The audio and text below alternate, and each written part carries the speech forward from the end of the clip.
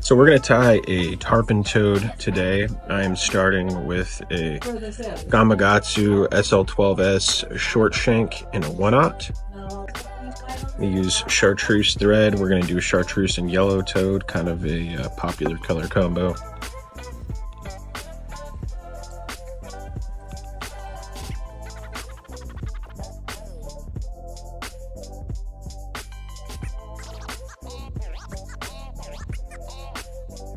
Lay my thread base down back to right before the shank of the hook starts to bend, which is normally right around where my thread is hanging even with the barb of my hook.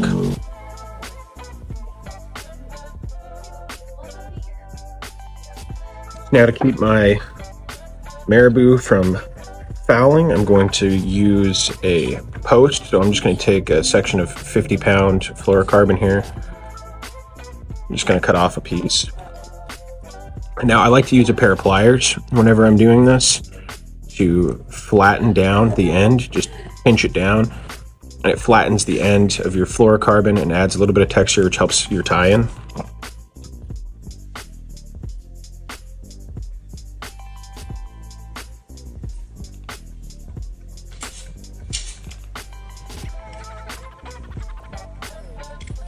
Once you get that secured in, I like to move up to the front of my hook, up by the eye, and add in my eyes. And for eyes today, we are going to be using the large yellow mono eyes here. We're just going to tie that in with a couple of your standard X-wraps.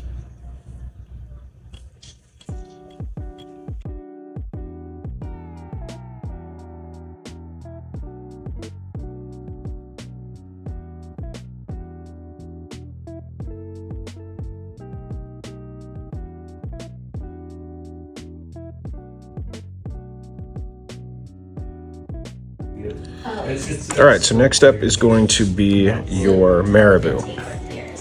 I am using some Wapsi Select Marabou in Chartreuse. The reason I like using Select is I just feel like it's a little bit more versatile. So we're going to take this piece here, and I am just going to pull the plumes off of one side of the feather here.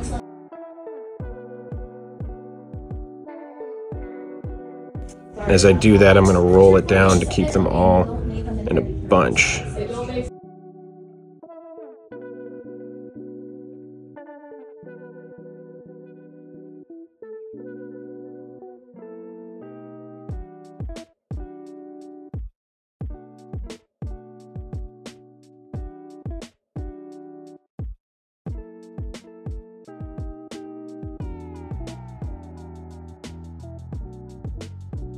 So I've got a nice little tuft here.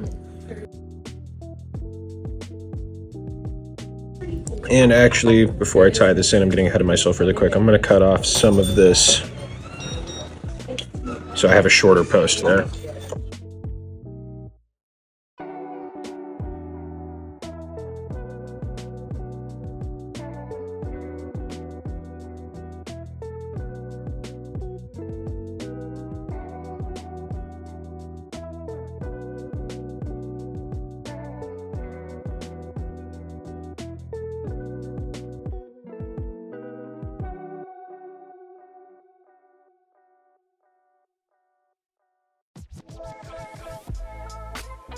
All right, so I tied it in and trimmed it, so it's all on top of that point where I tied in my mono post or my fluoro post to try and keep any of the bulk off of the front of the shank.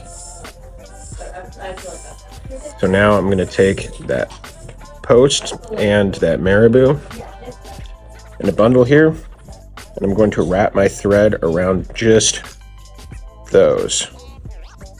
Now I'm going to wrap my way up a couple times here.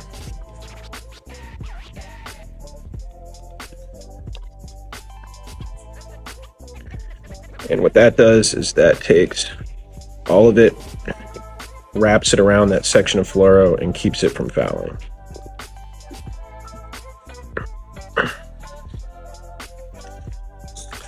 I'm going to wrap back up and cover up the ends of this Marabou that I trimmed.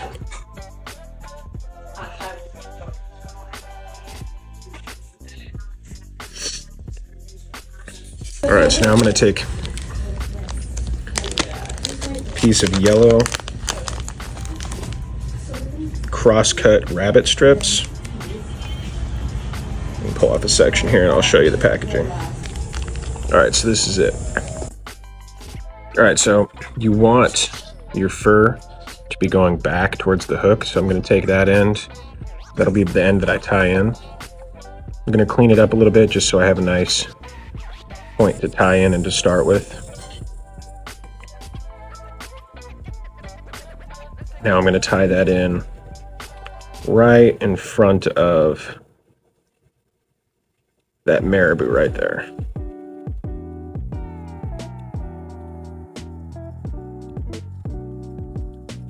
Just like that, and work my thread up here to the end. Now I like to use one of these posts to hold my thread in position while I'm doing the cross cut here, just so I can wrap it and keep everything out of the way.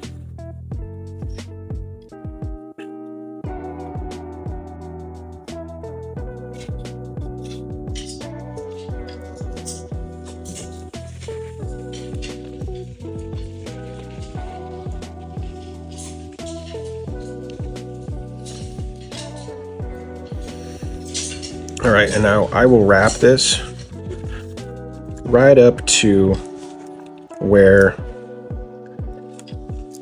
the end of that piece of fluorocarbon is that I posted in there.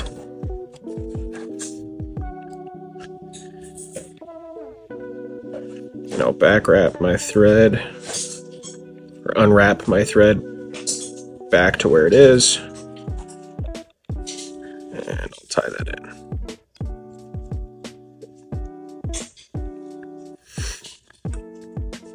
Get a couple wraps to hold it still, and we'll trim it. And we'll finish securing it.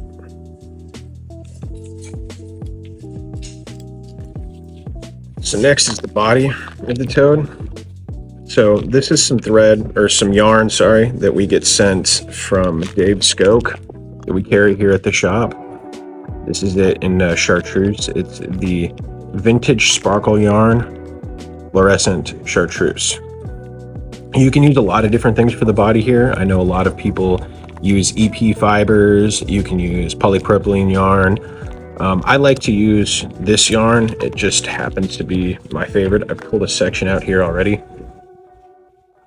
I think it's a lot easier than using something like EP fiber because it's a lot easier to get more consistent clumps and sections as opposed to having to pull out individual pieces of that EP fiber. So what I'm going to do is I'm going to tie in sections doubled over like that. And I'm going to tie it in.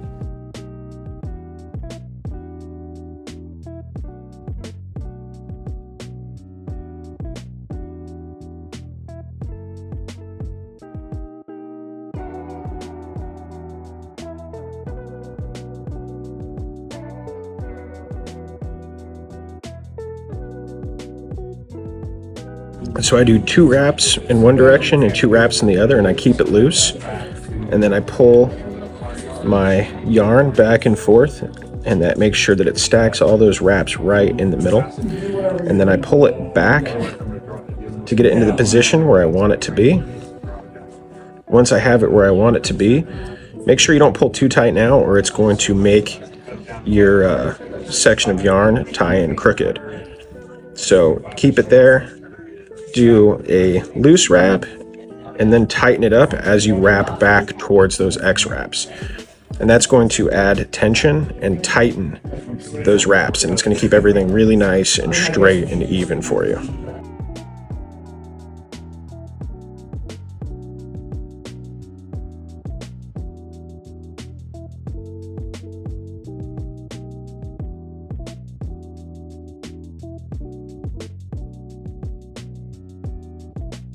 And we're going to continue to do this up until we get to the mono eyes. Now that we have all these sections tied in,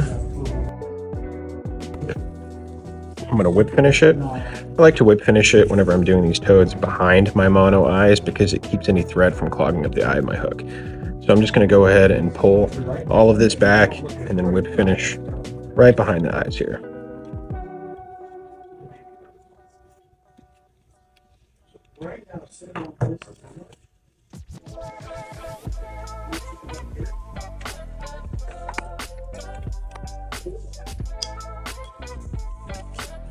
All right, so go ahead and straighten up all of your yarn now. Make sure everything is sitting nice and flat how you want it to. Then I use this Tyers Ment here. It's just a brush on zap super glue. So you're just going to dab it in right here along your tie-in points. And it's okay if you get it on a little bit of the yarn. Just try and keep it mostly on those tie-in points.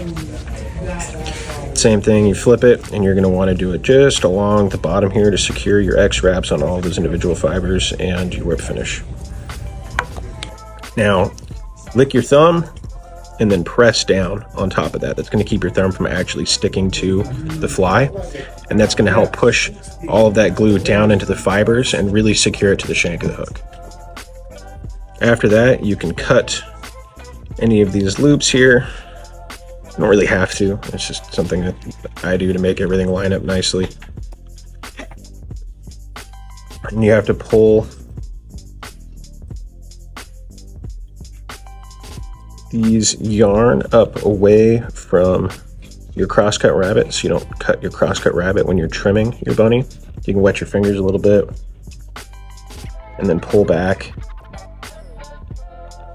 that rabbit and kind of slick it back out of the way so you don't cut it. Now, I like to take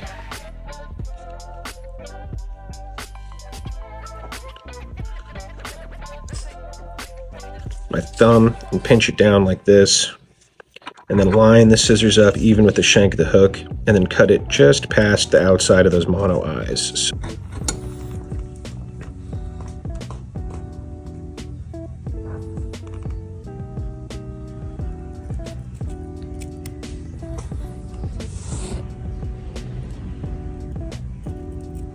So this is just a rough trim. This isn't going to be your final trim. So once you've done that, you can pull your hook out of your vise, set it down on something flat, and then you're going to want to take a dubbing brush and you're going to want to brush all of this out on both sides, and then flip it and then brush it out on both sides again.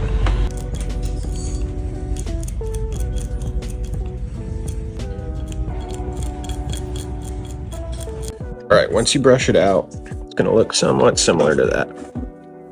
Now you can go ahead and do your final trim and try and clean things up a little bit. You can either use curved scissors or you can be very careful and use straight scissors.